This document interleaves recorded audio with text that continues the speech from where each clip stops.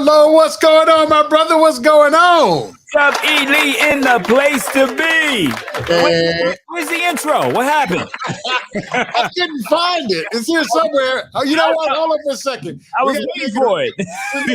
We make it official? Yes, let's make it official. Let's make it official. Welcome to the Shoe in the Breeze Conversation with the DJ podcast with your host, Eric Lee and Lorenzo Ice-T Thomas. Woo!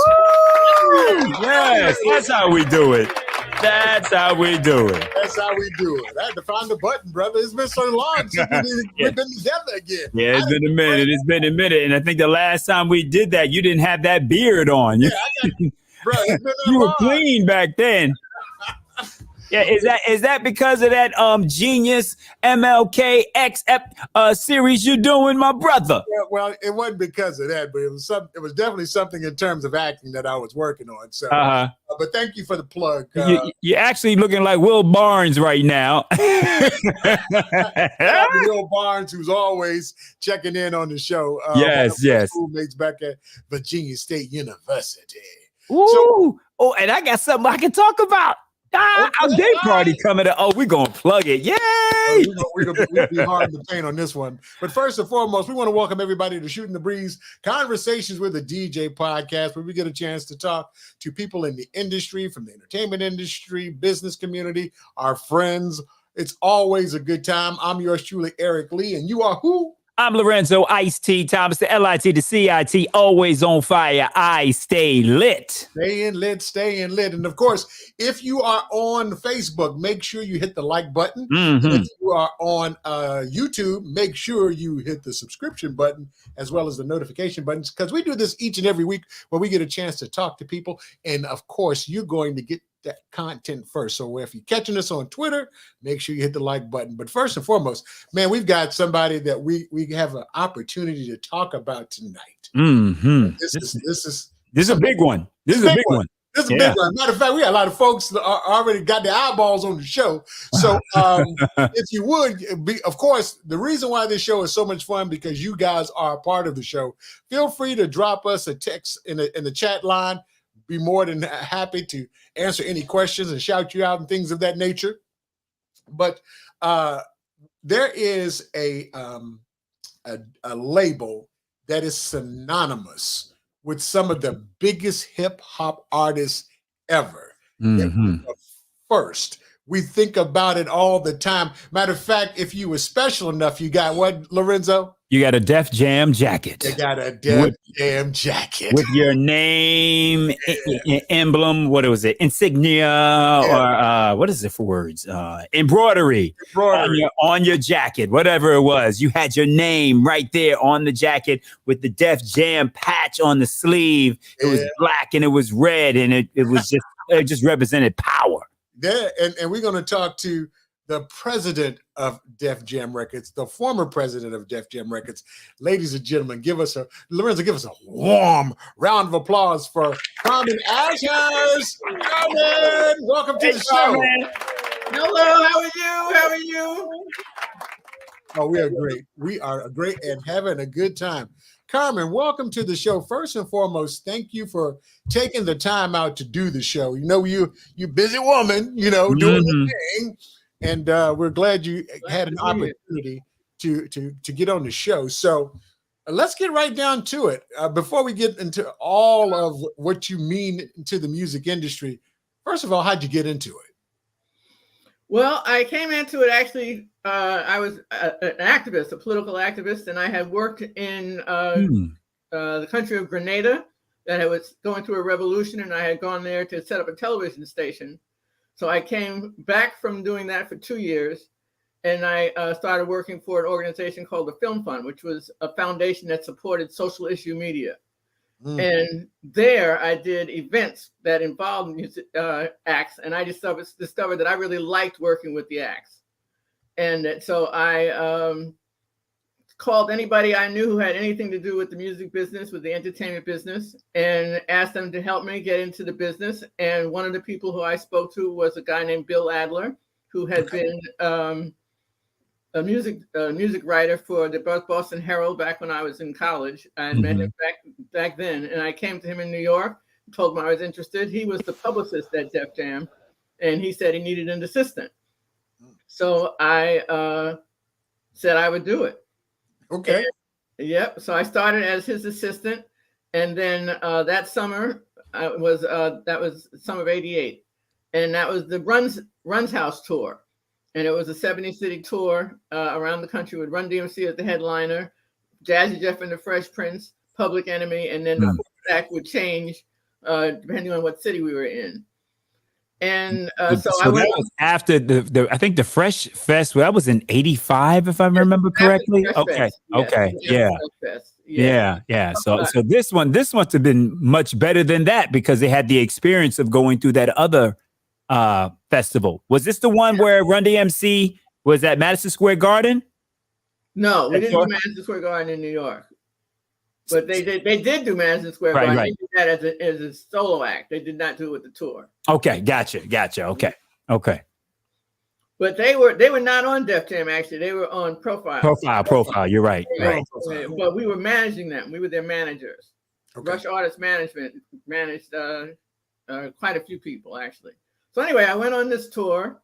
And the tour had as a public relations component that we did a voter registration campaign to every city that we were in. Jam Master Jay did the press conference where we would announce that we were doing this. And then we enrolled, I think it was 70,000 new voters. Wow. 70 city tour. So, and we did this in conjunction with the NAACP. So my job was to coordinate that at every event. Okay. So I did that, and then I got a job offer from Motown, from Tracy Jordan, actually.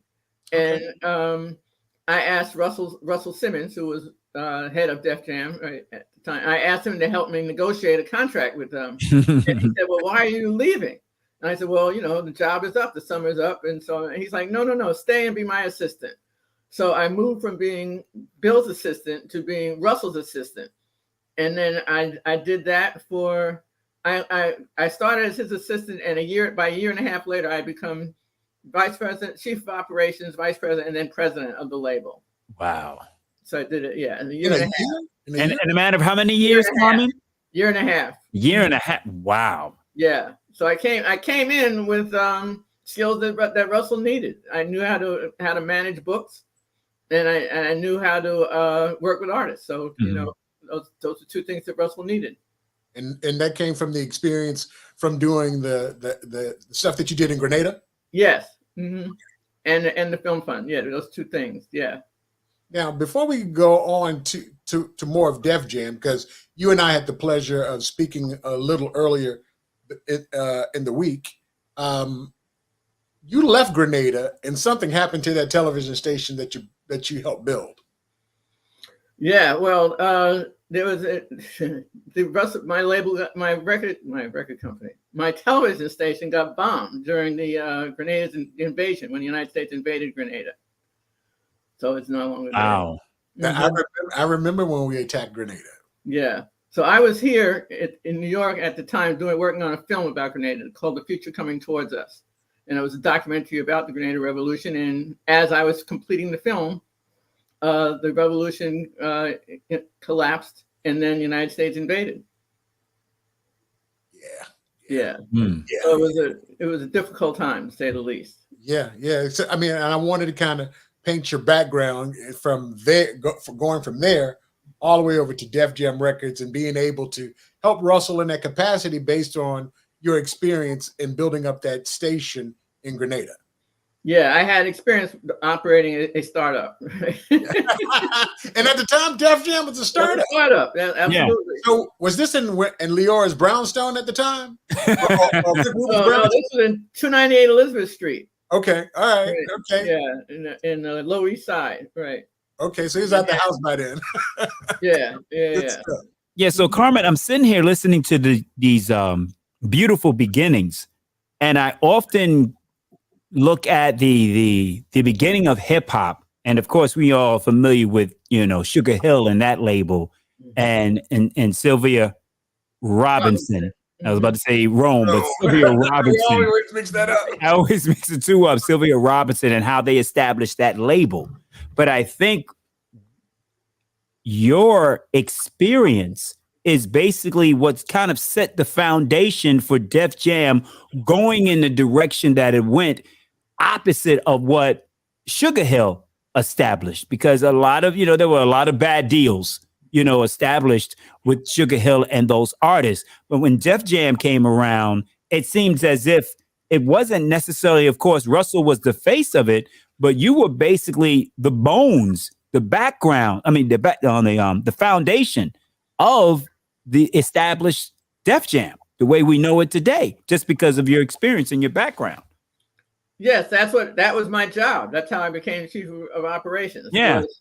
Russell had the vision, and Russell definitely had vision. Right. A visionary, no doubt. But in order to make things happen, he left it up to me to actually make sure that all the business pieces were in place. Right. Now, that's huge. That's huge, and you're hearing it here on our show. Because I don't think people know that story, Carmen. I don't think really so. People in the industry may know. You know what I'm saying? But that's what separated Def Jam, laying that foundation early on from all the other labels that came afterwards. So we applaud you for that. Yeah. And one of the things we do the show for is to talk about the people that were very instrumental in the artist's life and the signing and the promotion and things of nature, because we know who LL Cool J is. We know who Bernie Mac was and is in comedy. We know all the artists, the B's and the J's and all of those guys. But a lot of folks don't know who are the people that did all of the work in order to get them there. Right. The calling of the program directors, the beating up on the music directors, making sure that the record's in rotation, they're on Billboard, the position is right, and the reason why they're in retail stores, because at the time they were actually selling product in stores. Right now it's all about streams, so it's a different world altogether now. Totally different world. I used to tell young people when they would come to ask me what they needed to do to get into the business, and I would say you need to be able to read a spreadsheet. If you don't understand that this is a business, right? First, we don't, as Russell used to say, we don't make records, we sell records. And it's a very, very big difference. Right. And that was what we did. And so you had to really have a sensibility that this was about sales and marketing. And there's a reason why those departments are the best paid in the record company, because they are the ones who do what the record company does, sell the records. Absolutely. Yeah. So, we had a chance to chop it up before we went on, and we said we weren't going to, mention years too much. But since you've taken me to the very beginning, it's all in my face. So, we have to talk about it, because early on, Eric and I were involved with knowing that you were a part of the foundation. Now, I'm just really, just so impressed with that, and speaking to you, that there's so many people that you had to be behind hiring.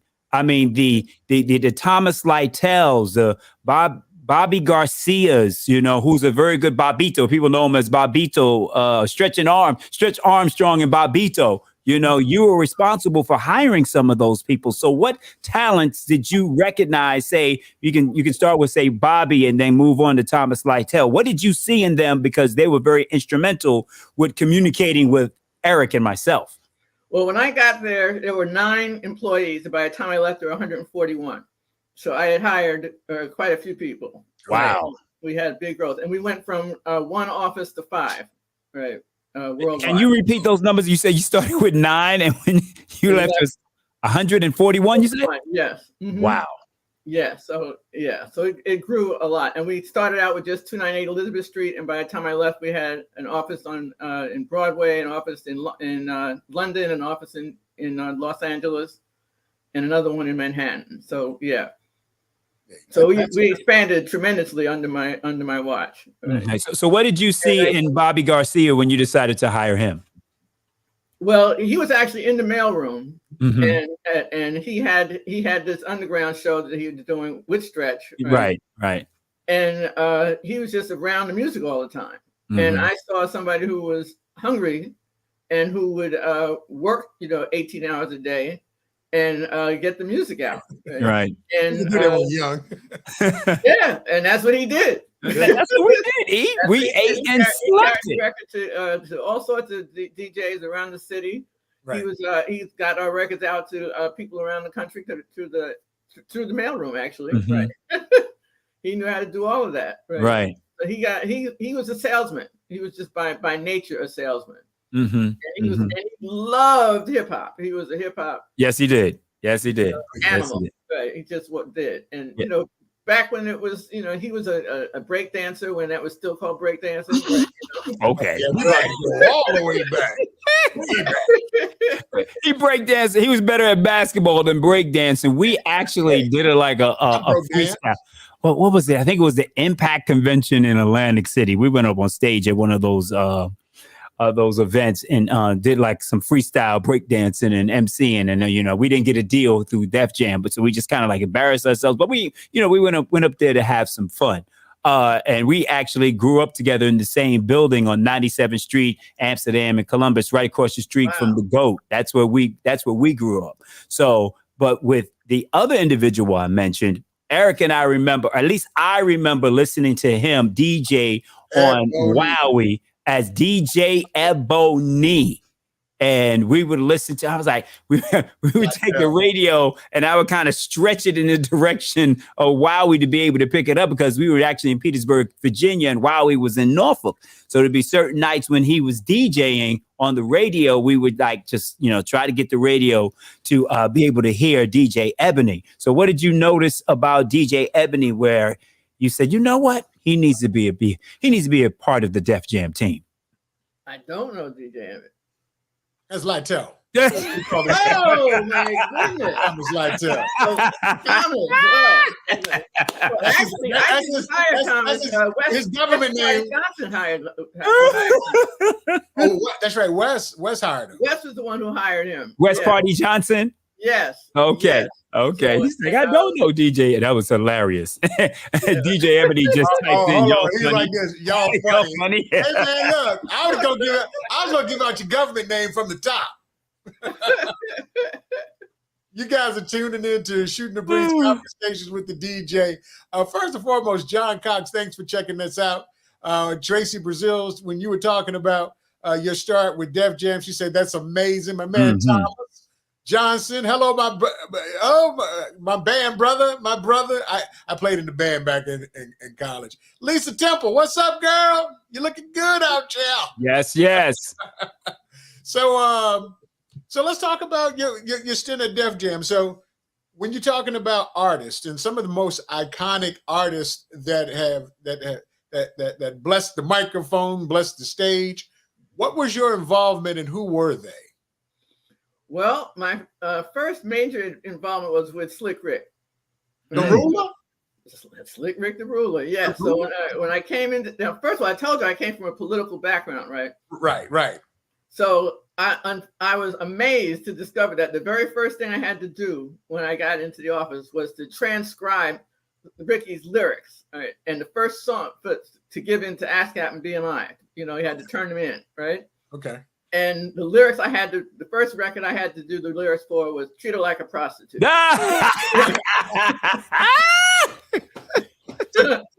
You're like a prostitute. Oh my God. You know the excuse. Right, Well, what we do is pump and I remember that.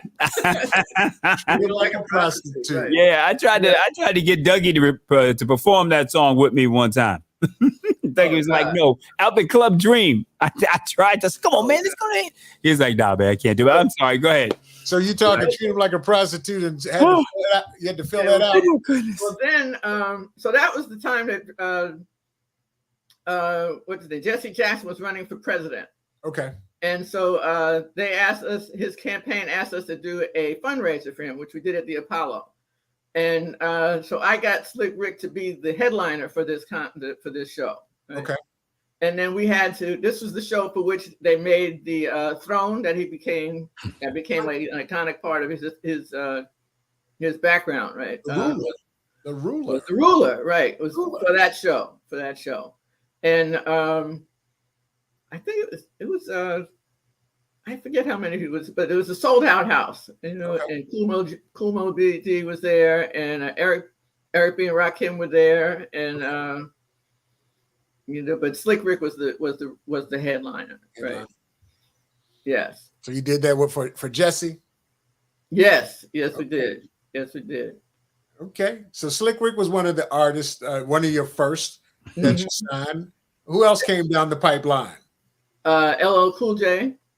Okay, ladies love Cool J. Todd Smith. Yes, Todd Smith. All right, so he was. I'm calling everybody's government name tonight. Yeah, he was a kid. He was. I want to say 19, something like that, right? You know, young guy, right? And when I got there, he was making his third album, and I don't know if it was Walking Like a Panther. Walk Like a Panther. Remember that? Right, and he had a song, "Don't Call Her to Come Back," right?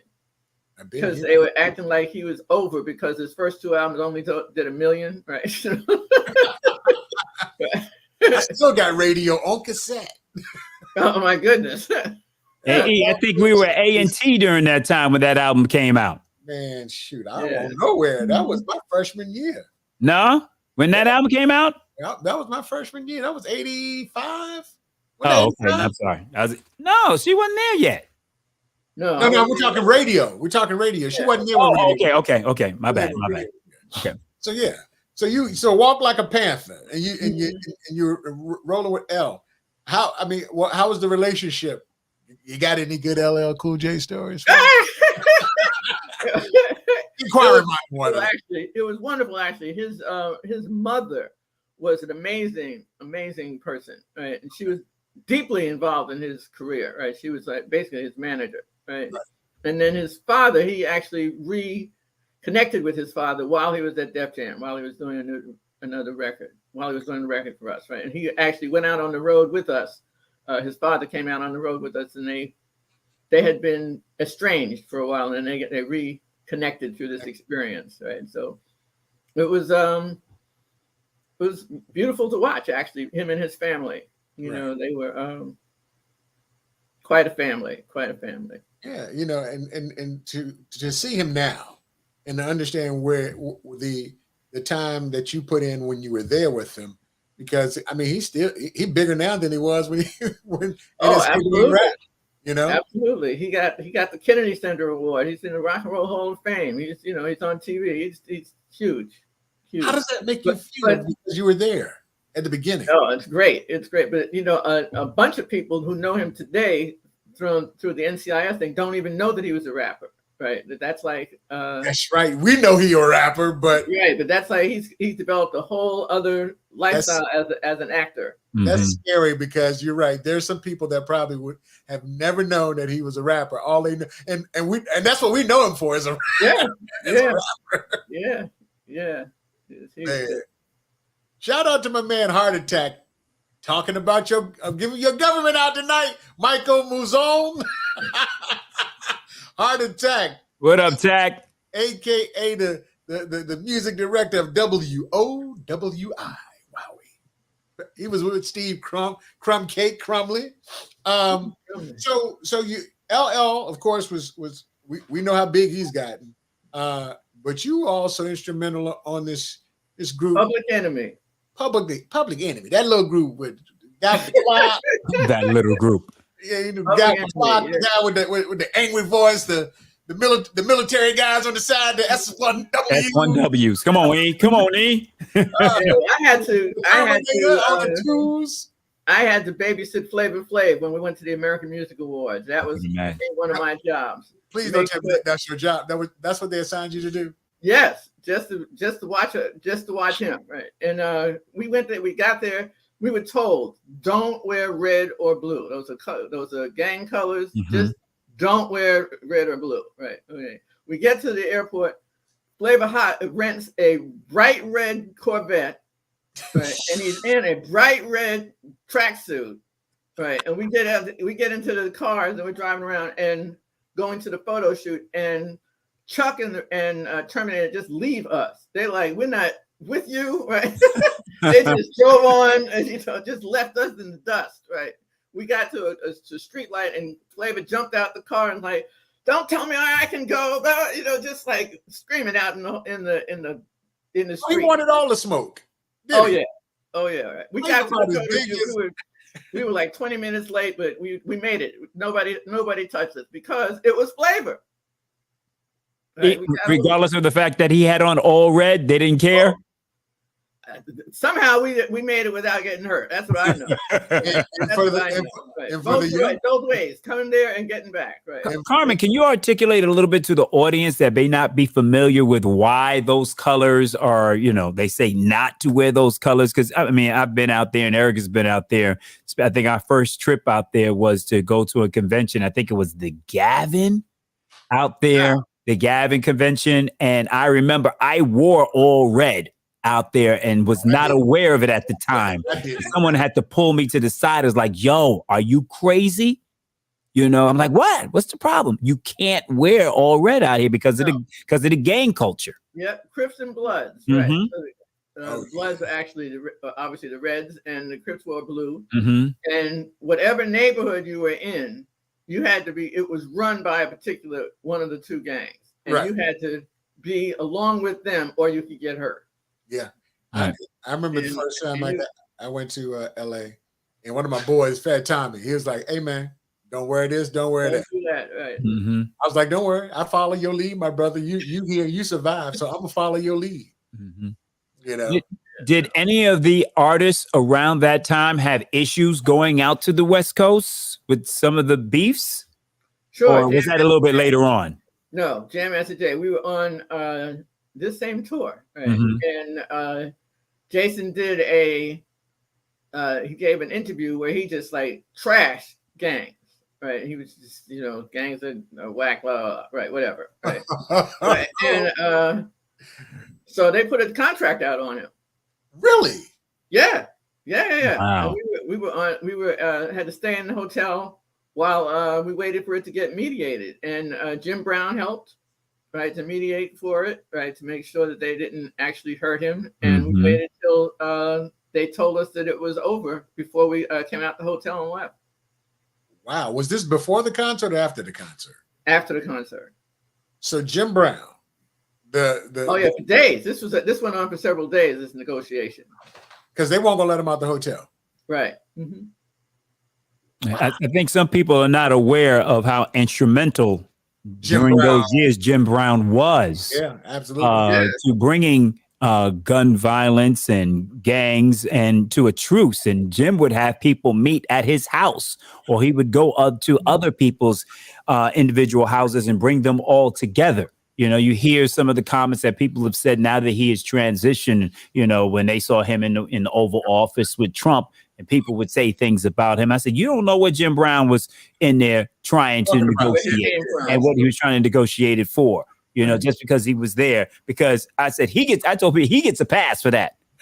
You know what I'm saying? For all the things that he's done throughout his life for us as African Americans and Hispanics out there on the West Coast. So, you know, people need to know, you know, the legacy of Jim Brown. And thank you so much for bringing that up and mentioning that, Carmen. You didn't have to share that. Thank you. Special shout out goes out to Bernice Williams McKenzie. She said, "This is so amazing. Anna is outstanding." Outstanding. Carmen, from time to time, for the people that watch this on a weekly basis, I got a dog that may at any point in time try to jump up in my lap. So if you see something, just be cool. Just ignore it. Okay. Just ignore it. Just ignore it. Just ignore it. And he's about 75, 80 pounds. So he's a big boy when he try to jump up. Big boy. Yeah, big. He was sitting there with a squishy toy now trying to get my attention. Welcome to Shooting the Breeze Conversation with the DJ. This is live. I guess you can tell. We've got Nana Ashhurst, former president of Def-Jam Records, on the show. And if you're out and about right now, you're checking us out, feel free to go ahead and send the chat lines. If you are on Facebook, make sure you hit the like button. If you are watching us on YouTube, hit the notification button as well as the subscription button. I swear, get off of me, man. Yeah. I'm at the people were like, "What you got in there?" I said, "Yeah, big dude, man." So let's get back to back to the shorthand. Let me correct you about one thing. It's not Def Jam Records. It's Def Jam Recordings. Because remember I said the thing about Russell being a visionary, right? Okay. Mm-hmm. He knew that there was something. It wouldn't always be records. He didn't know about CDs and whatnot, but he knew that something else was happening, right? And so he named it Def Jam Recordings, so it would cover anything, any kind of recording that we would do in the future would be covered by it, right? Wow. Yeah. I never. Yeah. Good story. So yeah, he was a visionary to know that. Mm-hmm. Michael Ealy said, "You're right, man. He was a peacemaker." Talking about Jim Brown. Mm-hmm. Mm-hmm. So Carmen, what plaque is that you have right behind you over your head? 4 platinum albums, right? The Great Adventures of Slick Rick, The Nation of Millions to Hold Us Back, Answer, and Fear of a Black Planet. Ooh-wee. Elvis was a hero to most, but he never meant to be. He was straight out racist. Simple and plain. John Wayne. Yes, and I remember, and I think Eric and I talk about this repeatedly, and especially when it came to Public Enemy and the fact that we were working in radio, on commercial radio. So trying to get Public Enemy played on the air was a challenge.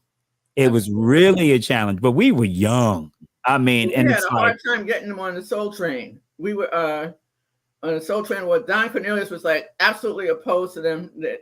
Well, he was adamant against hip hop in general. Mm-hmm. Didn't think that the hip hop artists dressed well. Weren't respectful like that, right? And he did not believe. He thought that hip hop was going to be a fad, right? Mm-hmm. Mm-hmm. Well, then it became clear that once they started selling $1 million albums, right? He had to think differently. But even then, he was very reluctant. Very reluctant, and he said that they still had to dress right. So they had to get dressed. This is for the Billboard for the Soul Train Awards, right? Okay. So the guys come to the thing, and S1Ws are in their uniform, so they're straight, right? And Chuck D came in jeans and a jacket, but straight. Flavor came in tails. I remember that. The tuxedo. Yes. You remember that look? Yes, we do remember that look. So that's why he dressed like that? Yes. Mm-hmm. Oh my goodness. Don Cornelius said, right. Yeah. So eventually Don Cornelius let them on, obviously. Right. Uh-huh. And they did, but they actually did Saturday Night Live before they did Don Cornelius. Now, did Don have any say in what songs they were able to perform on Soul Train? No. Or it didn't matter? No. And to think back to, I guess we watched the Grammys a couple of days ago. Right. And hip hop wasn't on the live viewing of the show. Right. They didn't give away one trophy for hip hop. And the fact that, it's the Grammys, it's their show. Mm-hmm. They can do what they want to do. But Soul Train is in that's our show. That's us. But we, based on what your conversations were, Don didn't want him either. No, he didn't. He definitely didn't want him. He didn't want him. Definitely didn't want him. No. And we had to. Russell had to beg him, right? And Russell was not above begging. He was like, okay, if that's what's necessary, that's what I'll do. He'll do whatever it took to get his acts up there. His acts up there. Mm-hmm. Man. How much resistance did you get from radio? Because radio was horrible. Right. We had to do a lot of college radio, right, and night radio. Occasional DJs in different cities. Like Red Alert, obviously in New York. Right. But they were at Stretch Armstrong and Barbito. There was pockets of people but they would have like a show Saturday night or a show, Sunday, right, in the afternoon. So it was a long time before radio would let us break in. Right. And at that time, because I was me and Bobito grew up together. We had that relationship. So he would make sure I got a lot of the Public Enemy stuff first. I got it early, and we had like me and El Bravador had a public access video show in Richmond, Virginia at the time. So if we had the PE videos, we would run those on the public access show and then come back on the Powerhouse Party and play the underground Public Enemy stuff that wouldn't be played during the week. And even at that time, hip hop was only being played once on the an hour after 6 p.m. Right. That's the only time a hip hop song would be played at that time. And on the hip hop show, I had the freedom to play whatever I wanted to play, which is really unheard of when you really think about that. But it was the Public Enemies and all the artists that were on Def Jam. And then, of course, Thomas Lytle was very influential in trying to get whatever songs that y'all had that Def Jam was pushing, even Third Base at that time. Knowing MC Search and establishing those relationships were very important for the DJs and their personalities and the record reps. And it was about relationships at that time. You know what I mean? And it was about the music and breaking the music and breaking the barriers, because a lot of the programmers didn't want us to have it, didn't want it on the air, thought it was a fad, wanted to continue to play their R&B songs or their safe records where you would have Heavy D, in the middle of an R&B song, replacing the saxophone solo. They would slap him on there, and that was the safe hip hop R&B song to play, So I remember when we're talking about Fear of the Black Planet, when we would actually have when PE would go on sale, we would have it'd be 12 o'clock because it can be sold until the next day. We would have a line around the record store before, like at 11 o'clock. And at 12 o'clock, we opened up the store. I remember Artie's spot. Everybody's in there going out and buying the PE album because, of course, it was released at a certain time. Tuesday. And when you release it, it was so big, programmers had to pay attention. Too many kids were buying the music, and the people that were calling into the stations, the diehards, were hip-hop fans.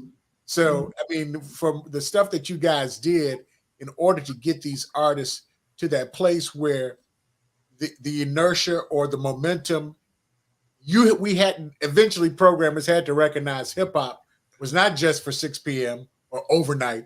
It had to be circulated all day, because as the market changed in terms of the listenership, the music changed. Well, one thing that Russell did was, so he would sit up I would watch him actually. He'd sit up in his chair in his living room with a bowl of popcorn. And he would just get the phone and call program directors one by one all over the country. Wow. By memory. He knew those phone numbers in his head. He had a story for each of them. Remember when we went and did this together? Remember when we partied this together? Remember when I introduced you to this model? Right, and he would do that for, literally all over the country to get our records played. Right. And then he would do that kind of legwork, and then West Party Johnson would go out there and make sure that people got the records that they needed, right? That's my ace, baby. That's my ace. Rest well, West. Rest well, West. Yeah. Yeah, he was the greatest. Carmen, do you have a West Party Johnson story? Stories. I'm not going to tell you my West Party. Hold on. Lorenzo got a story he told. Thomas got a story he told. I told my story. You got a story. Come on. There's so many, Carmen. There has to be. There has to be somewhat of a generic one you can tell. What's funny is that when people listen to the show, it was like, any more West stories? My mom was like, who is this West that y'all hung out with? I say he was the man. He really made the music industry. He liked his scotch. I know he liked that. Oh yeah. He had his. I'm throwing a few back with him. Mm-hmm. I'm throwing a few back with him. Yep. Mm-hmm. Shout out goes out to Valencia. She was like, hey, my brother's, hey, girl, what's going on? Via, she was in the house. Louis Sullivan said that this queen is knowledgeable. That's why she up here. That's right. She up here. Jay Will said, nice. And of course, Cliff C. Lawson, respect my brother. Homeboy, Crush in the building. That's right. Fire. C. Lee Lawson, giving up that VSU love. Thank you. And Rico, hearing hip hop history firsthand like this is hilarious. Hilarious.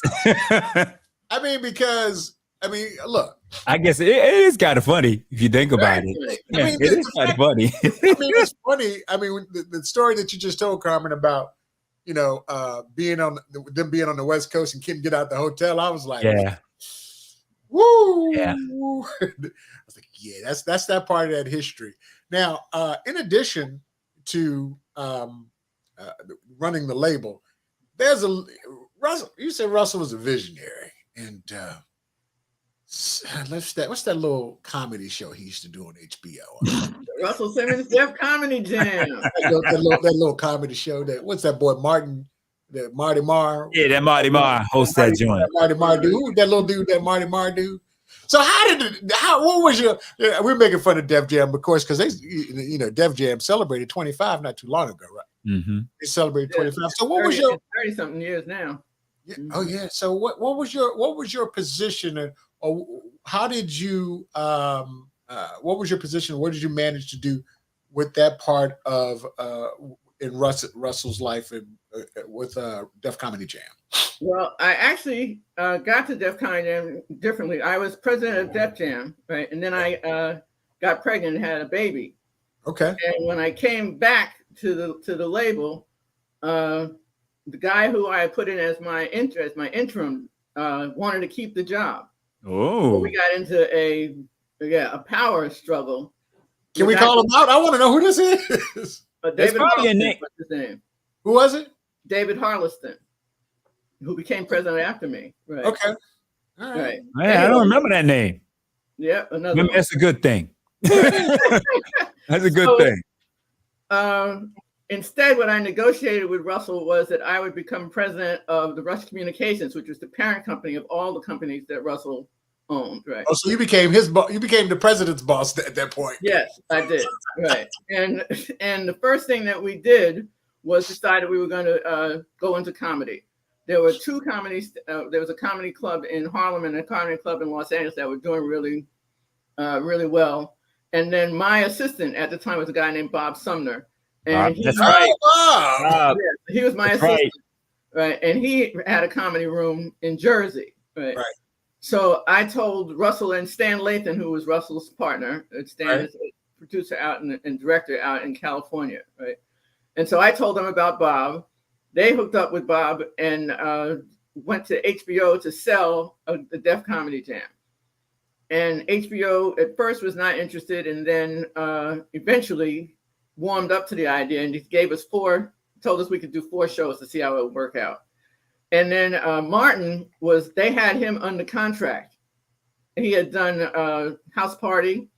I remember that. And a few other things. So they had put him on under contract, but they had not developed any show for him. But he was on contract to them for 2 years. He had to stay with them until they found something for him to do.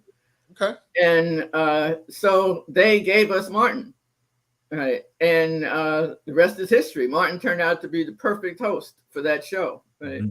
Yeah, and then the show became such a hit that we had a live audience. And this is a Thomas Lytle story, right? And a West Party Johnson story. So the tickets were free, right? So we would actually give them away as promotions on radio shows, right? So people would come, get like a 30 or 40 tickets that would go to a radio station, and they send a bus down with those tickets to fill the seats. Right. Anyway, we did the first 4 shows. The first 2 shows were so hot that they moved us up to 12 shows, right? Right. And we became the #1 HBO show for that season. And they didn't know if they wanted you on there at first. Right. At first, they weren't sure, right? And it became such a big ticket that famous people were starting to come in just to be insulted by Martin from the stage. Mm-hmm. Exactly. They'd sit up there in the balcony. Yeah, he sat on the balcony and got trashed. Got roasted. And as the consumer, we could not wait until it came on. If I remember correctly, it was midnight on Friday night, right? No. Friday at 11. Because at 11? because I would watch 30? No, 11 because I would watch it and then I would go to the club because I had to be at the club at 11:30. Okay. Okay. Yeah. I was hosting the Slip at Shaco for my folks in Richmond, Virginia. Y'all remember that. So y'all be like, well, where he at? I would watch Def Comedy Jam and I would leave because I live probably, I don't know, 5 miles from the club. I watch Def Comedy Jam, hop in the car. Next thing you know, I'm in the club with Storm and Norman, throwing my hands in the air, waving around like you just don't care. Right. All that. Okay, so the midnight bookmark was what I remember. I guess we would be in the club by midnight. So it would go off at 11:30, and then we could go wherever we needed to go. Okay, that's what it was. I just remember every Friday night we had to be in front of the TV to watch it. Yeah. Mm-hmm. I mean, it was amazing, and it was on HBO. So this is around the same time where all of the black shows are starting to explode. The Fox Network then has and Living Color, and all of those shows on there. And it basically helped catapult hip hop into a stratosphere to whereas now there was so many different outlets where we can get it outside of just radio now. Now it was on television. What was that like seeing that develop? What made the big difference was the Kid Capri being the DJ. Mm-hmm. Right. Okay. Having Kid Capri gave it hip hop cred, right? So it was not just hip hop people could relate to it and wanted it to happen, right? Mm-hmm. And that became like a staple. Now like it's a standard thing to have a DJ at your comedy show, but that wasn't the case, right? That wasn't the case at all. To make that happen. So you would say that all started with Def Comedy Jam, huh? It did. Mm. It did. Mm-hmm. And the thing about it is, what's so special about Def Comedy Jam? If I knew who Martin was, I may know who Steve Harvey was. I didn't know who Bill Bellamy was. I didn't know who D.L. was. I didn't know who Bernie Mac was. Right. I didn't know who Jay. What's Jay? Jay? It's with Tom Joyner. Used to be with Tom Joyner. J. Anthony Brown. Right. All of those guys came through. Chris Tucker. We didn't know Chris Tucker. We didn't know Adele Givens. I didn't know I didn't know any of these folks. But now Cedric the Entertainer. Cedric the Entertainer. Yeah. The Entertainer. Now they call Dave Chappelle. What are we talking about? Dave Chappelle. That's right. Mm-hmm. So you got all of the biggest iconic names in comedy history. What they four of them call themselves the kings of comedy. All came from that. Neil Hughley was on. Mm-hmm. Yeah. So I mean, you were instrumental at the beginning of some of the most recognizable and iconic hip hop stars. Then you transitioned to become one of the foundation of some of the most iconic comedians that this world has ever seen. How does that make you feel when you watch Sid and DL and Chris and Chappelle and all of those folks that were, they were grinding just to get in? But now, Monique on Club Shay Shay. Oh, right. Cat Williams on Club Shay Shay. Club Shay, yeah, that's the next one. That was the biggie, right? So how does that make you feel to be so instrumental on the careers, the genesis of so many iconic artists from comedy to music? It was a joy. But it wasn't all a joy, it's about to get juicy. All these, there was violence around us, right? It just was, and it was difficult to deal with for me, And in fact, at one point, I found that somebody in my office was embezzling, right? And so I reported him. I was reporting him to the police when he put a contract out on me. Wow. To say that if I reported him to the police, they would kill me, right? And we found the police called my lawyer actually, and said we have a credible threat to your client's life. And I asked Russell to help me, and he said, "Oh, Carmen, I get threatened every day." And I was like, "Okay, this is not a good answer. That's not what I was looking for, Russell." No. So I packed my son up. I called a friend of mine who was the assistant DA in New York, in the DA's office in Manhattan, and asked him to help me. And then I went down to DC and hid out. I hid out in the Four Seasons. I didn't go to a domestic violence shelter. She went to the Four Seasons. I went to the Four Seasons with my son until they found the guy and brought him in. Okay. Right, and arrested him. But it was that kind of thing that made me finally say I can't stay here anymore. It was like, was it because of the success of hip hop and so much money was coming in, and a lot of us at that time, even on our side of the business, had never seen that amount of money at one time? And did they just like lose their way and not know how to handle it? Some were just people who were not in the business, but who were, circling around it. And like this guy who was, an accountant. He wasn't a rapper, right? But people just felt comfortable having violence around. We had, my son had a bodyguard. My son was 3 years old, and I had a bodyguard for him, right, to protect him. At 3 years old? At 3 years old, yes. Yeah. Wow. Yeah. So I had to hear this story, and right now to me this is really disheartening, because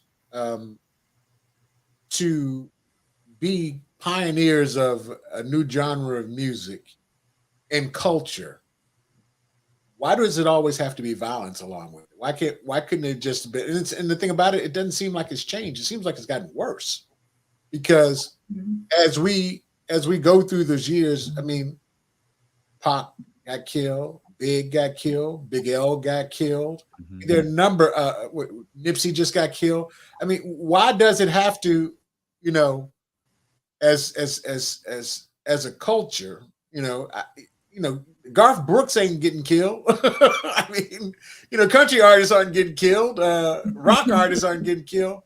What happened to us as a people that we feel as though it's okay to take out artists? Do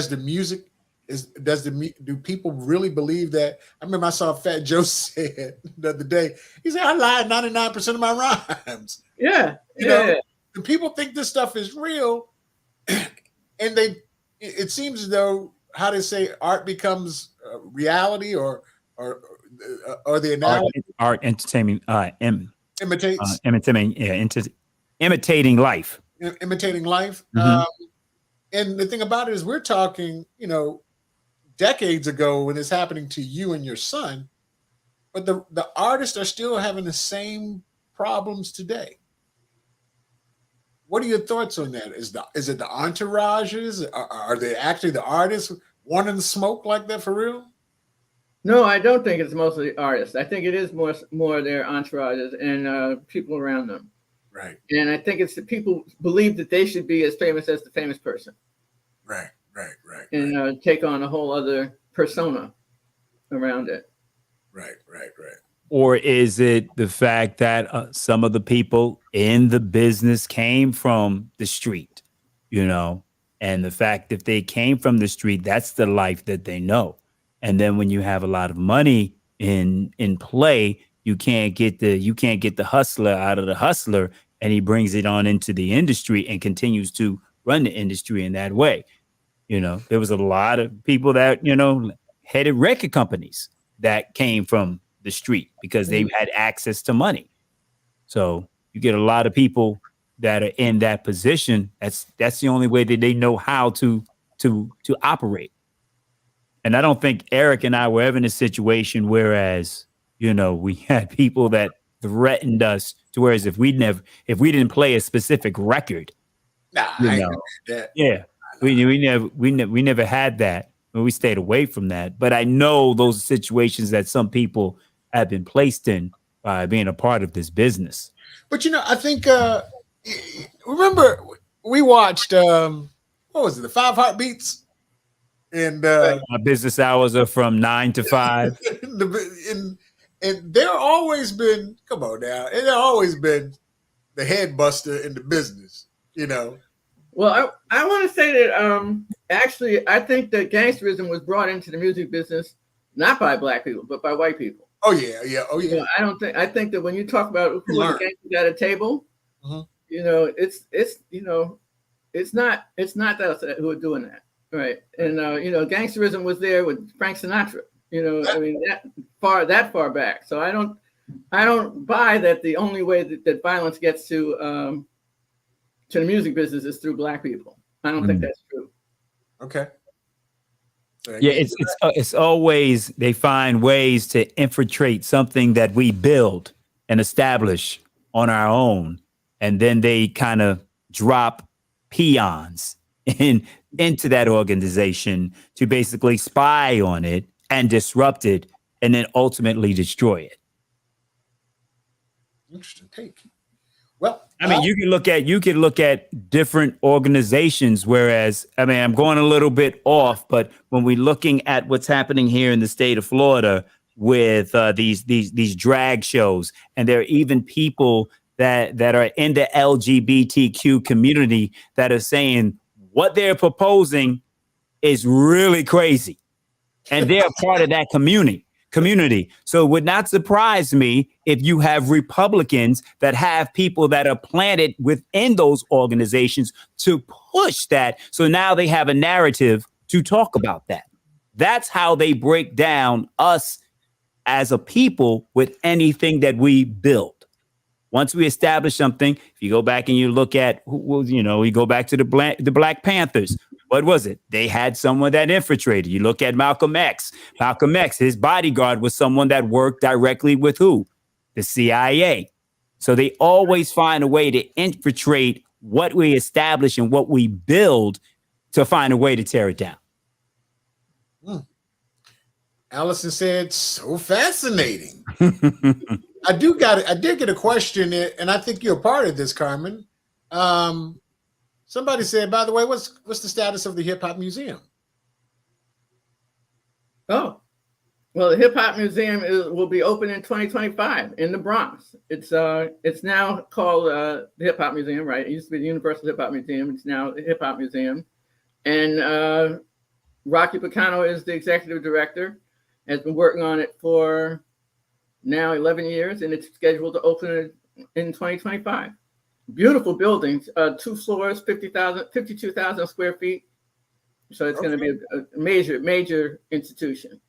Now, I take it it's going to cover all of the geographical areas of hip hop, the South. Yes. Because if it ain't, because Andre gonna walk up in there and say, "So I've got something to say." Good one, E. Good one, E. Don't put this museum and not have outcasts in that thing. There's gonna be a problem. Oh no, they'll be there. And so we're talking about West Coast. Are you gonna go as far as West Coast, East Coast, South? What about bass music? 95 South. Hoop, there it is. I thought you knew. Don't know. Okay. What hip hop is? I mean, look, hip hop is what 50 years old. There are a number of genres and styles from the beginning.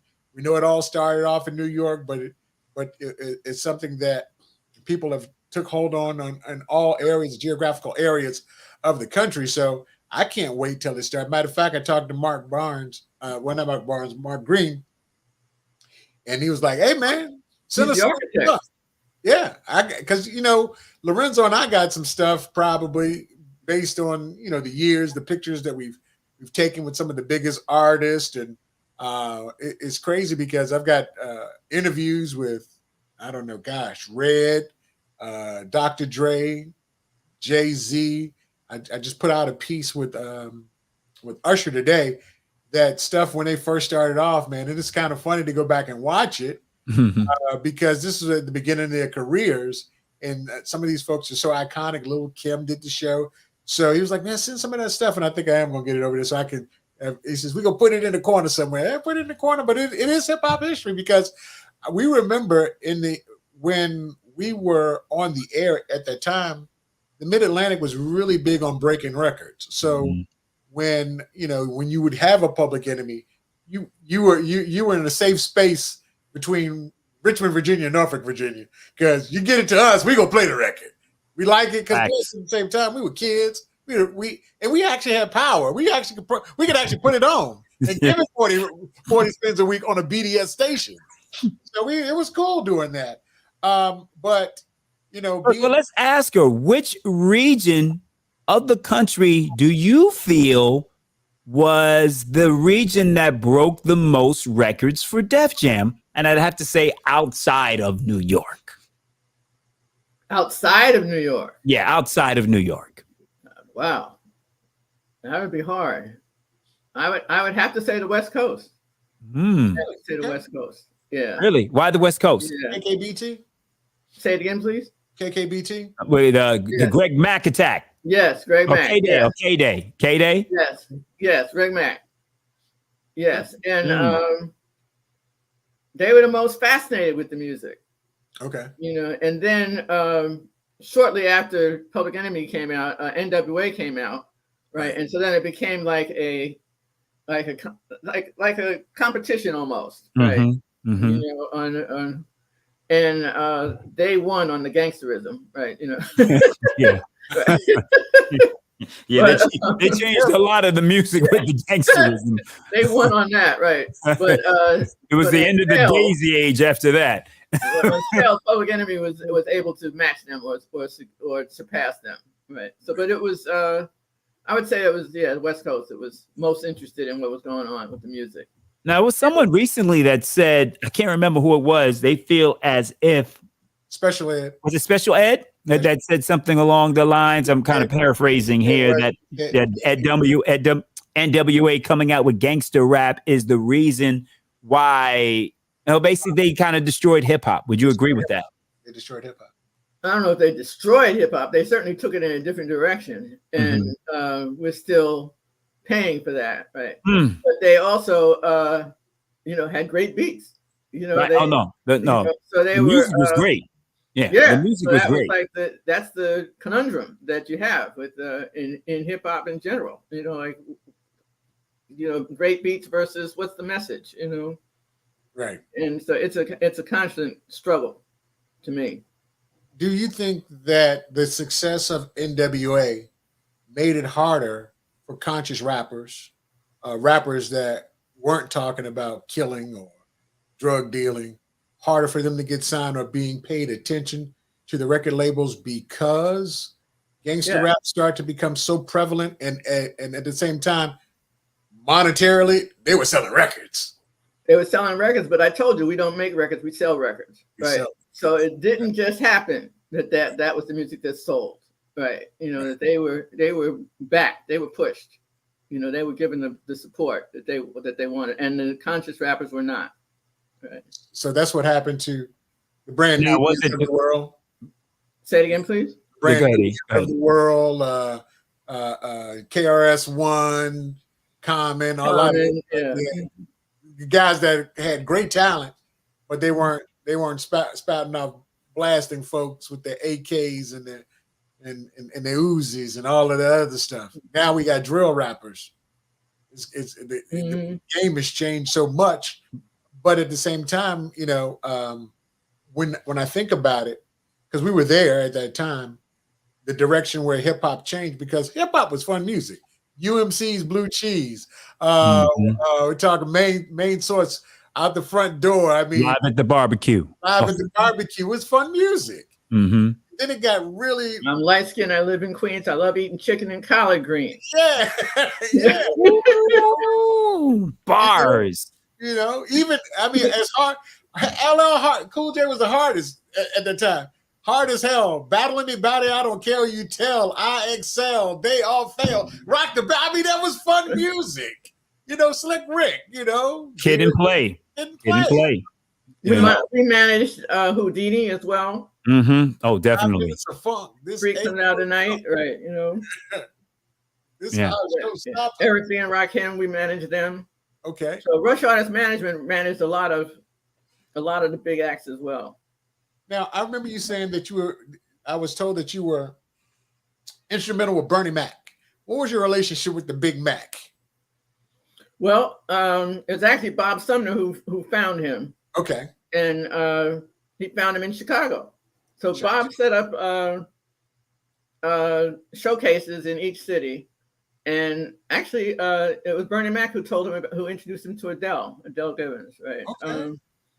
Right. Yeah, and so we found Bernie literally at a show in Chicago, and had him come out to New York to test for the show, and the rest is history. He was we clearly could tell that he was a star. There was nothing. It was everything about him was he was a star. Right. He was concerned about being a star because he thought that he was too dark. Literally, he thought that. Right. Wow. And proved to be incorrect. Right. Yeah, he's a huge star. He managed to. Yeah. Well, that was one of his jokes on Def Comedy Jam. I whip it out right now. This whole room will get dark. And it's funny how those jokes are forever embedded in our consciousness. When you say Adele Givens, you think of her lips and you think of the Tic Tac joke. Right. Automatically, you said Adele Givens, me and Eric laughed because those jokes are iconic. Bill Bellamy invented the booty call. That's right. On Def Jam. And got a movie from it. And he wasn't in the movie. They just took the name. Right? They just took the That's name. true. That is true. Jamie Foxx was in the movie. Now, since we're talking about that, have you witnessed any comedians stealing other comedians' jokes? Uh-oh. Sure. She's like, yeah. Who? Sure. It's like a regular thing. Well, who? The one that Kat talked about was Steve Harvey. You know, he's famous for that. Whoa, right? whoa. Right. Whoa, He's famous for that. whoa, but they she said it. She said it. He's famous for that. He's famous for that. Yeah. He's still Wow. Yeah. So when you hear him denying the fact that he doesn't do that, what does that say, or what did the industry say when they know he's doing that, but he's there just basically lying to everyone, saying that it's something he doesn't do? I don't even know if he denied it. Did he deny it? No. Yeah, he didn't. No, I don't think he did deny it. No, he doesn't deny it. But he's a star now. I mean, he's not gonna. Excuse me. I said, like, what you gonna do? He's a star now. Yeah, he's a star. And he's managed to overcome all of that, and he's like he's in a class by himself actually. Right. He's a judge, and then he's a book writer, and then he's he's relationship specialist. He's like he's MC extraordinaire, right? Yeah. And the suits. Yeah. He's done it all. Yeah. Ladies and gentlemen, you're checking out Shooting the Breeze Conversations with the DJ. We're talking to Carmen Ashhurst. She was the president of Def Jam Records, very instrumental on the career of a lot of folks that came out of the Def Jam camp, as well as very instrumental with Def Comedy Jam. So we're talking to a legend. If you are checking us out on Facebook, make sure you hit the like button. If you're checking us out on YouTube, make sure you hit the notification button. So every time we start the show, you will be informed, as well as please subscribe and share. So, Carmen, what was something in the industry? What's your biggest regret in the industry that you've had in the industry? Wow, in the industry. I think having to leave because of the violence, that was the greatest regret. That I would prefer to have left on a higher, issue. So that's what caused you to leave. Yeah. Yeah. Mm-hmm. That's what caused me to leave. Wow. I realized one day that my son wasn't safe in the office. And then I felt like, well, if he's not safe, I'm not safe. This does not make sense, right? Now, did it make you feel more uncomfortable being in this industry and being a woman in the industry? Oh, absolutely. Mm-hmm. Absolutely. Right. It was a constant struggle to be respected and recognized. Right. Mm-hmm. I had to one person once brought me flowers on Secretary's Day. Right. I would have that kind of circumstance. And you were president of Def Jam. I was president, right. Mm-hmm. Wow. Right. So it was that level of ignorance that I was dealing with every day. Right. Wow. Yeah. If there is, and then like I told you, like when I came back from maternity leave, I was in a power struggle with the person who became my successor, right? And became his boss. Yeah, but before that, it was like, the pregnant woman lost her job. Right. Right, And when you see some of the struggles that women in the industry are having today, like let's say, for example, Taraji P. Henson and Monique, we know they have been coming out and talking out about the treatment and unequal pay. Could you elaborate a little bit on that based on your experiences and what you established with the iconic Def Jam, and where you see it has grown, and you see today women like Taraji and Monique still experiencing some of those injustices that you witnessed and experienced back in the day? Well, I'm glad that they found a voice. That's what I'm most impressed by. That I think it's going to be a long struggle to get equal pay, right, and to get all the benefits that they're trying to get, right. But I think that it's important that they are speaking up, that they're not afraid to be public, and there will be a price for them to pay for doing that. Monique paid a price. Yeah, she may still be paying the price. Yeah. So it's not an easy thing to do that, but to have a voice like that, I think is that's what's important at this point. I don't think power doesn't succeed without a struggle. So All right. And I know you were probably very vocal, and I was watching an interview for the movie American Fiction, and of course Eric and I are heavy into movies and things of that nature. And I saw a clip with Tracy Ellis Ross, Sterling K. Brown, Jeffrey Wright, and Erica Alexander. And they were talking about basically, having certain levels of integrity, right? And how they feel as if they have to fight for other people in the business. And because of women like Tracy Ellis Ross and Erica Alexander, because they stand up for who they are and their own integrity, it has hurt them. So they do have a platform to be able to express themselves. Is there anything that you could share with them based on your experiences that they can do to bridge the gap or come together collectively as women to form some type of coalition, so they don't have to be doing it individually? They can be together in doing it. Well, I think they are trying to do that. I think that those women that you're talking about have made the decision to speak together, to speak as a united group, right? And I think that's the only way to have power.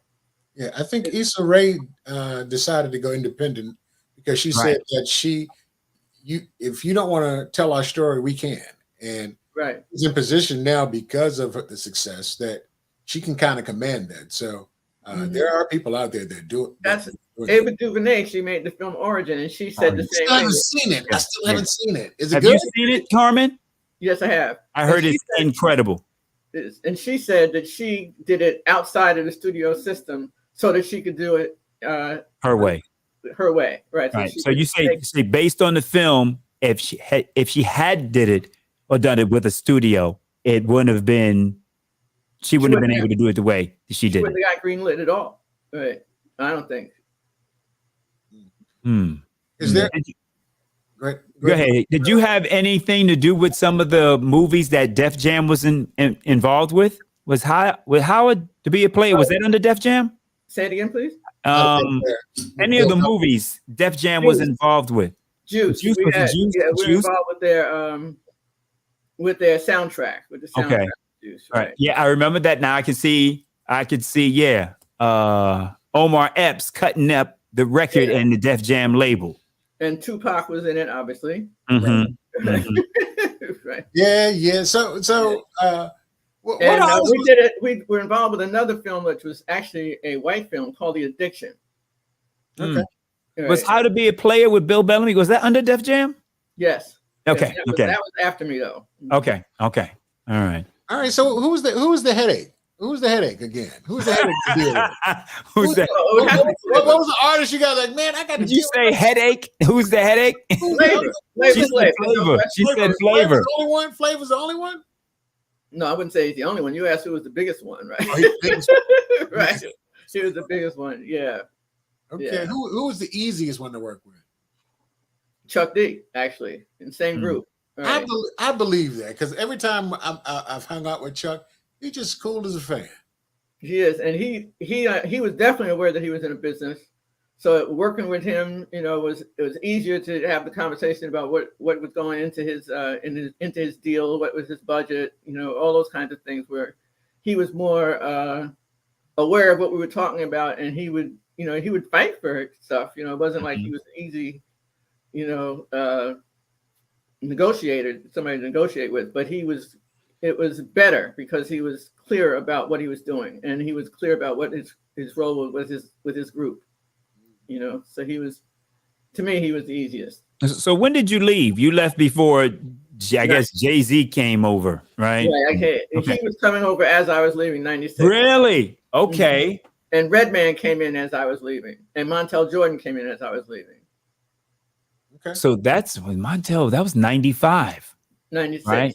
96? Yeah. This is how we do it? 96. Okay. All right. Wow. But the record might have come out in 95, but I left in 96. Yeah. Okay. Gotcha. Okay. Was Kevin Miles there at that point? Kevin was there, right? Oh, yeah. Kevin he was a regional at that point. Oh, he wasn't president. First time we mentioned Kevin? Like, wow. Yeah. I was in Baltimore. Sorry, Kevin. Hey, don't call us about this. I'm sorry. Wow. Show. Kevin acting funny right now. He got his own set of problems. He got artists fighting for their life, man. Literally fighting for their lives down here in Atlanta. So, but that was the time. I mean, Def Jam was on. You left when the label was on fire, right? I'm thinking about Mocha Steph was out of that. Was that on Def Jam? See you, Thomas. Yeah, Mocha Steph was on Def Jam. Mocha Steph, Montel Jordan. That He's Mine record. Yeah, I'm sitting back. I'm just trying to think of all the artists that were, but that was they were on. It came back, yeah, because we had been sort of down during the mid '90s, and so when Def Comedy Jam came up, it actually was carrying the label for a year at least, right? Right, because we had the name, we had the brand, right, and so we were actually keeping the record company value, right, and then it came back, like you're saying. Around that time when you left, I'm sitting in there. So who were some of the artists that you thought were going to just take off and you were a little disappointed that they just didn't work out, but you saw the talent and you thought they had good music? Can you name a few of those artists? Yeah, there's an R&B act named Tayshaun. Remember him? Remember him? Oh, I remember him. It's early 90s. I remember him. Yep. Yeah. I remember him. He had a great career coming, and it didn't work out. And any others? I guess similarly, Allison Williams, who was a big talent. Huge talent. Just call my name. Oh my goodness. Yes. Just My Luck. Yes. What'd you say, E? Just My Luck.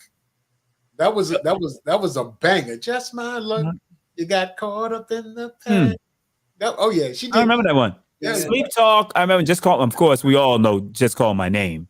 Yeah. And so to me, she's a superstar. Right. And she did not get the credit that she deserves for her talent. Mm-hmm. I actually did a stage play with her a few years ago. Here, there was a stage play that was moving, and of course, when it came to Miami, I was able to get on and have a cameo on stage. So I had a chance to sit down and talk to her about her career and when she was on fire with those particular songs. And she was just so loving and caring and open and honest about about the industry, and she was doing that. I think she had the lead in that play. I can't remember what the name of the play was, but it was a great experience. I think Play was in that play as well. So she did the Phyllis Hyman story too. with the whispers. Oh yeah. With the whispers. She did So Pam, when we did the video for Just Call My Name, Pam Grier and Max. Why am I blanking on his name? He played not Superfly. Anyway, right, that's Ron O'Neal.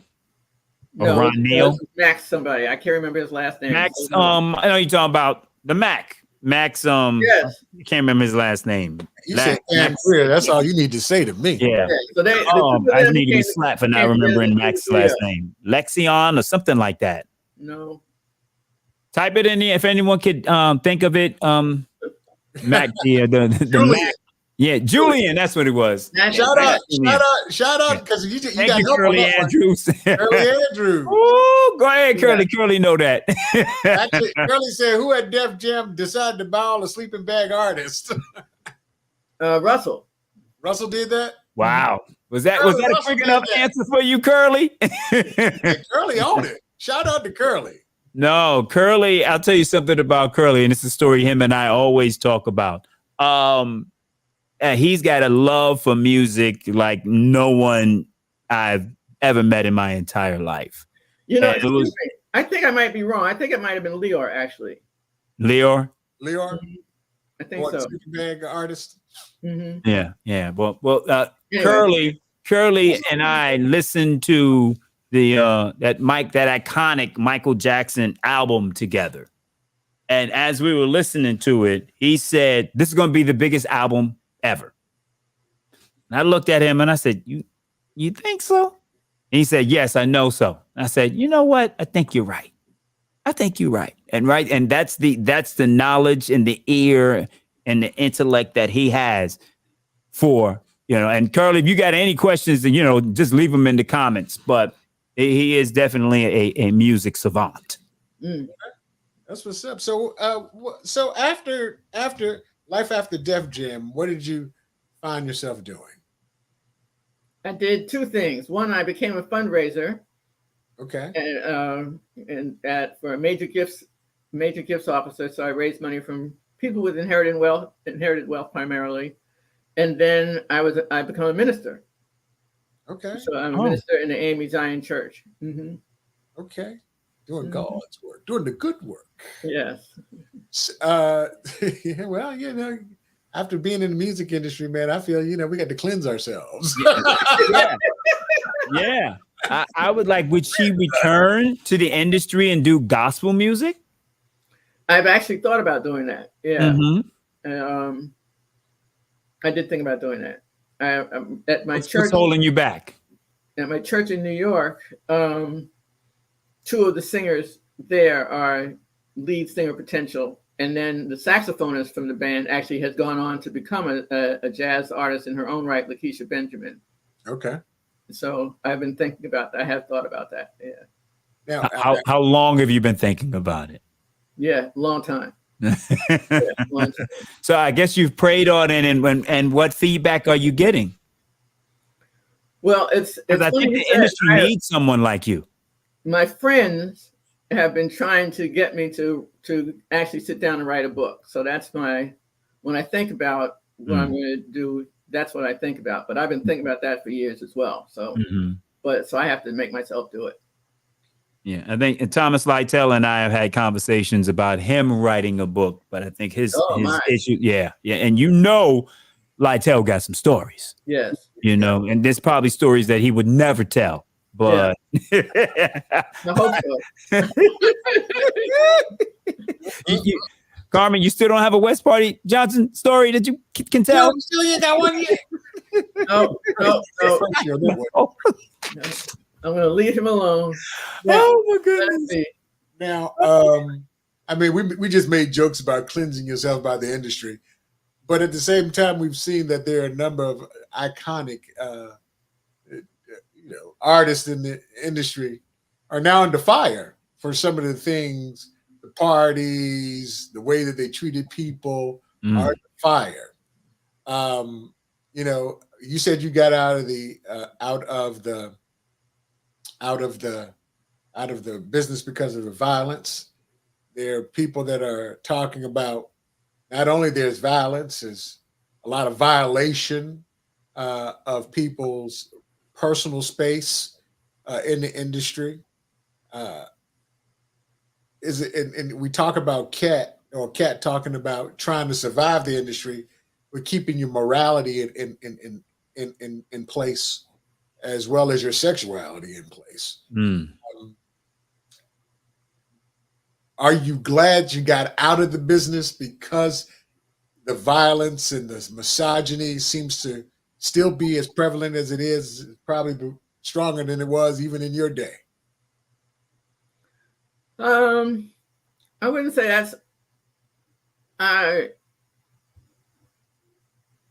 that doesn't define how I think about my time in the music business. Okay. Right. So I'm aware of it. I definitely was changed by it. I had never seen. I mean, I told you I came from I was in a revolutionary country, so I was around. You see real stuff. Yeah, and so to me, that was people were dying over power over a government, over a country. They weren't fighting over a pair of sneakers. So it was a very different kind of violence. But so my experience in the music business, I was more aware that I was in the midst of something that was historical. I knew that we were making history. And you knew that. You knew it. I knew that. Absolutely wow. knew that. Right. And could feel it and was aware of it. And so I felt that was an important thing to be, an important place to be. That's amazing. The fact that you say that you know that, because thinking back to some of the things that we were doing at that time, like I mentioned, having a 4-hour show with freedom to play whatever I wanted. Hey, what's Thomas? What's the next single? LL got. Okay, I got you. Saturday night. What's the next public? Okay, I got you.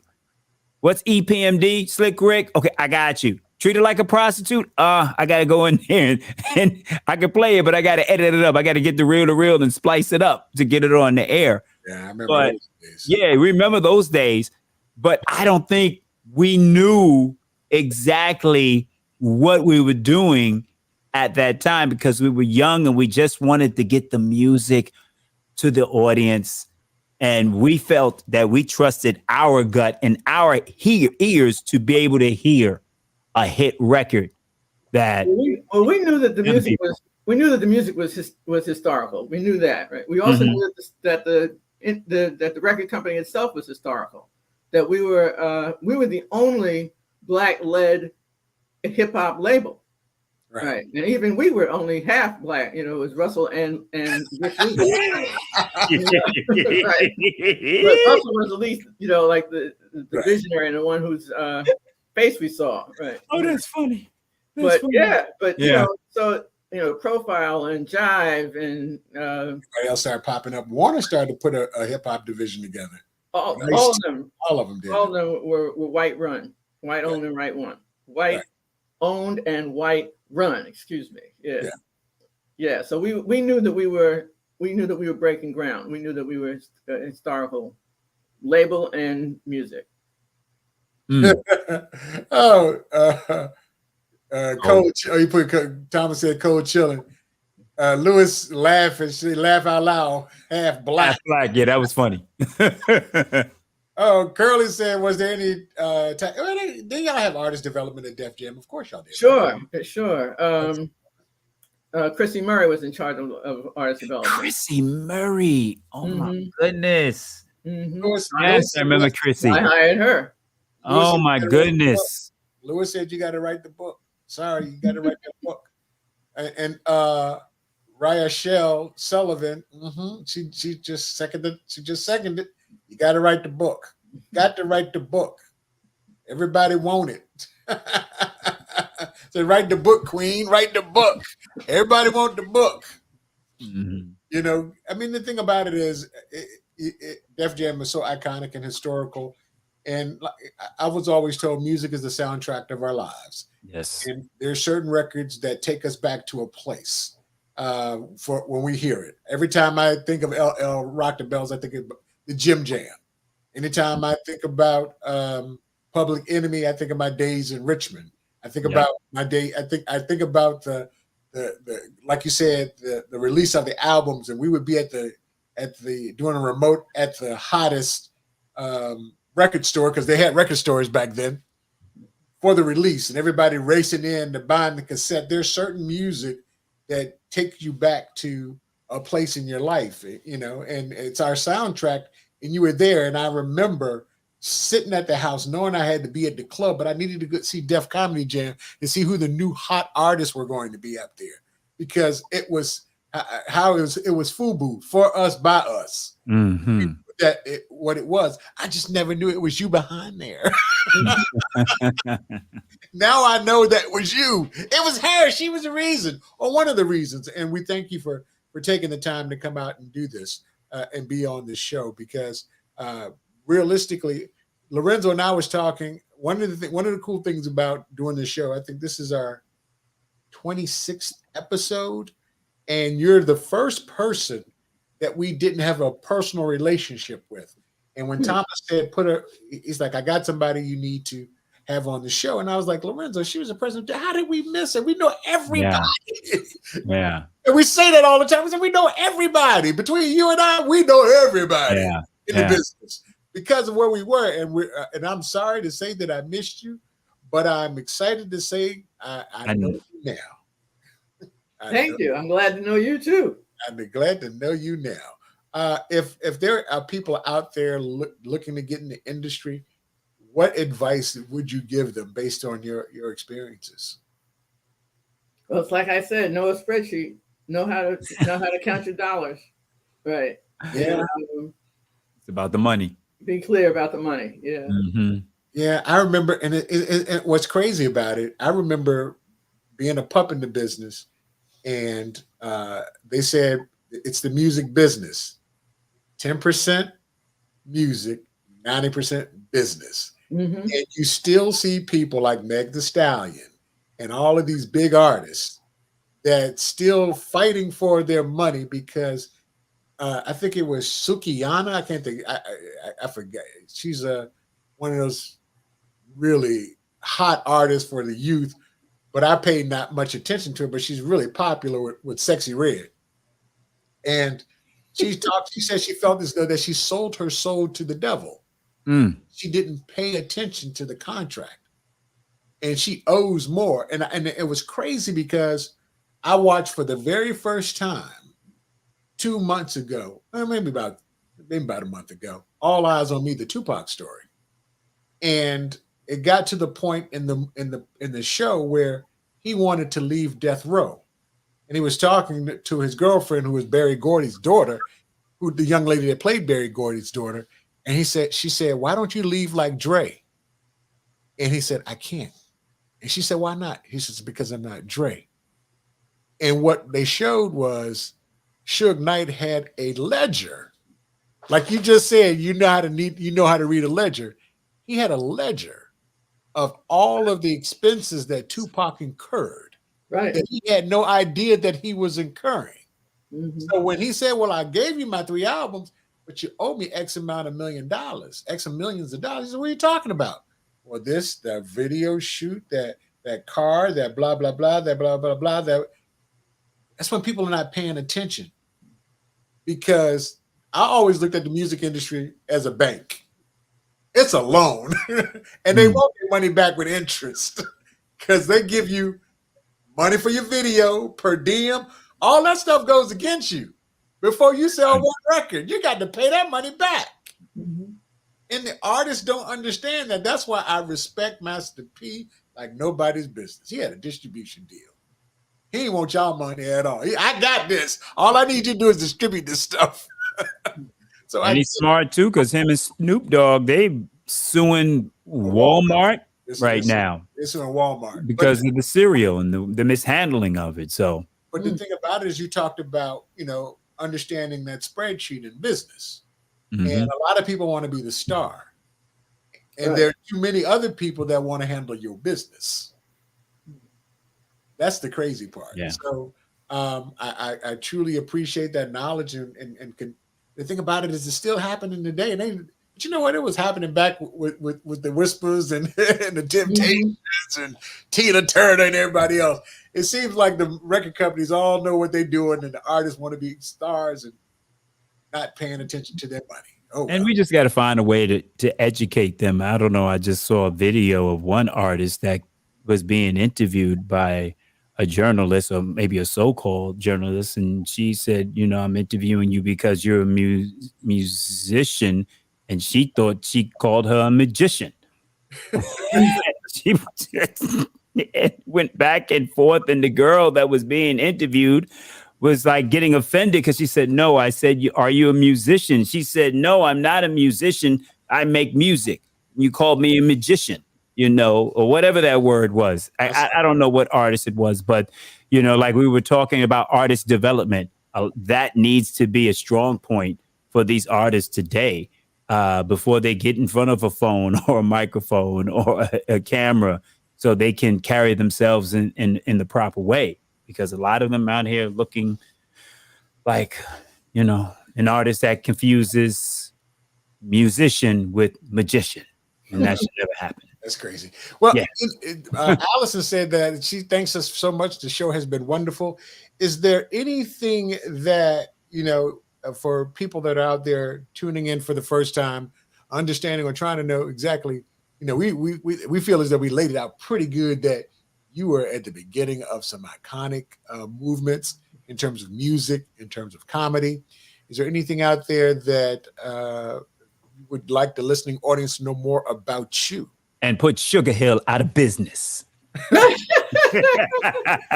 won't go say that. I said that. That's what Def Jam did. I remember. But go ahead, Carmen. Actually, I think of Sylvia Robinson as my predecessor. You know, she's the one that on whose shoulders I stand. So respect, of course. I respect her deeply.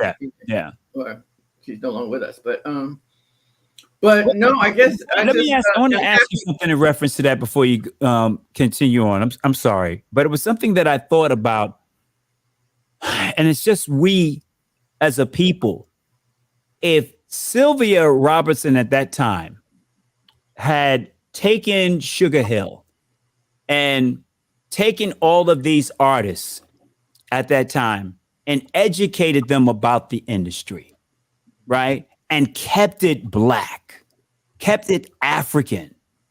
And then as this artist, if it's Curtis Blow, well, I don't think he was on Sugar Hill. I can't remember, or Angie Stone, or any of those artists that were on Sugar Hill back in that day. Listen, I'm going to give you a deal, but I'm not going to give you the deal that I got when I did Pillow Talk. You understand what I'm saying? When I did Pillow Talk and whatever that deal was, where they basically took advantage of me, I'm going to look out for my people. And hey, I'm going to give you this deal that is fair. And then once you get a couple of hit records, now you can formulate your own label. And now you sign another artist. But we keep it all within the Black family. What type of effect do you think that could have had on the industry on a whole had she taken that type of path? Because she was, you know, one of the first ones.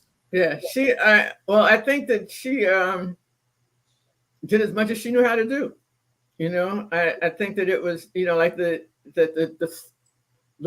thrall of going into the major labels was so strong. You know, that the idea of doing something on an independent level was so limited, you know, like, and you thought of, you know, in the same way that the acts want to be the stars, right? The industry people, the music executives want to be stars in that arena, right? And, you know, so you want to be with a major label, you know, as opposed to one of the smaller labels. So you would have to be willing to take less money and establish right.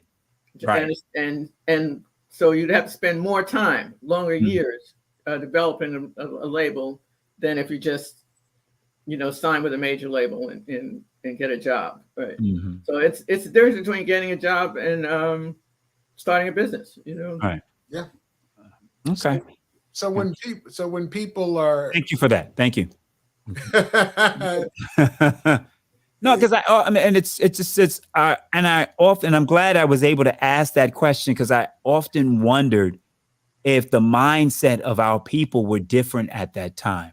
Because like I said earlier, it's always something. We create something and then they take it from us. We create rock and roll. They take it from us. We create country music. They find a way to take it from us. We create hip hop. And we've all heard Dr. Umar Johnson say things. What are we doing as a people? And I mean, he could be questioning some of the things that he's putting out there. But the basis of what he's saying is, what are we doing for our people?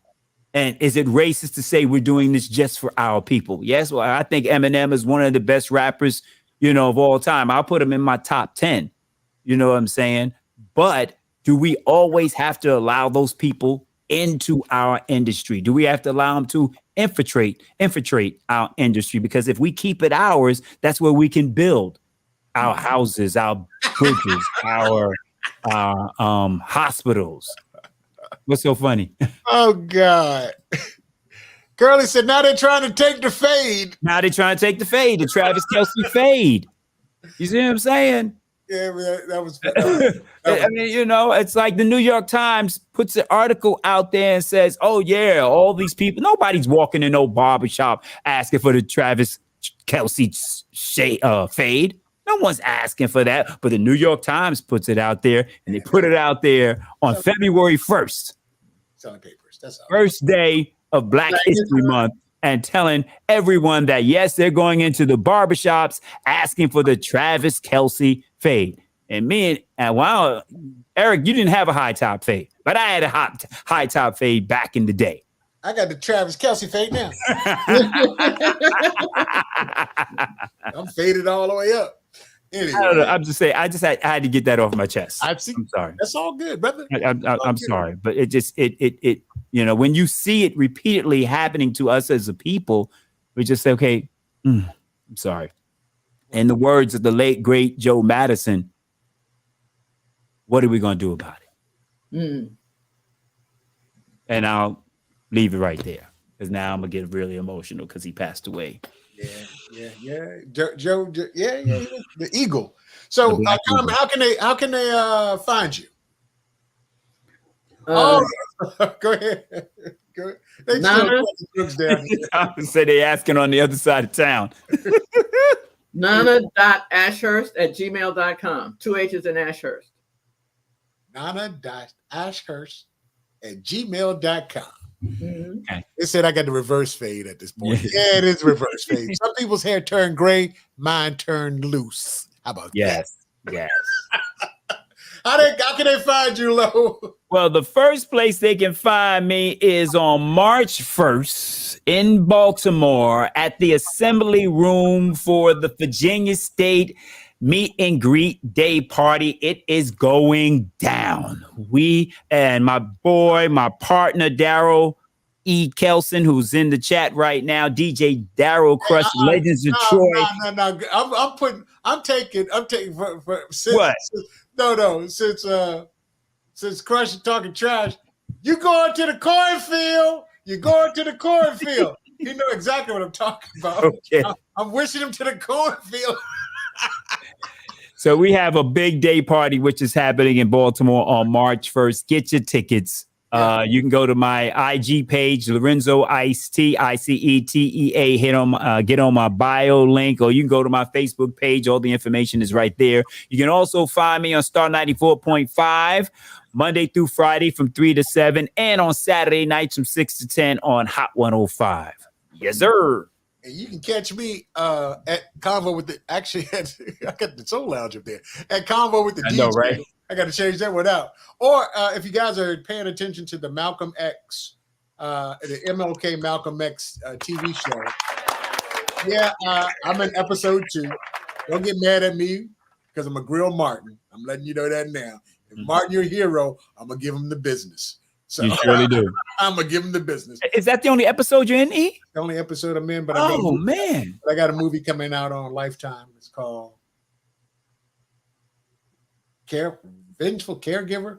I play a sheriff, so I don't die. So yeah, every time you see me, somebody dead. Wow. Every time you see me, somebody gonna die. All right, well, I got a movie called Miami Confidential. It's playing on Tubi right now. You know what I'm saying? You can check me out on there.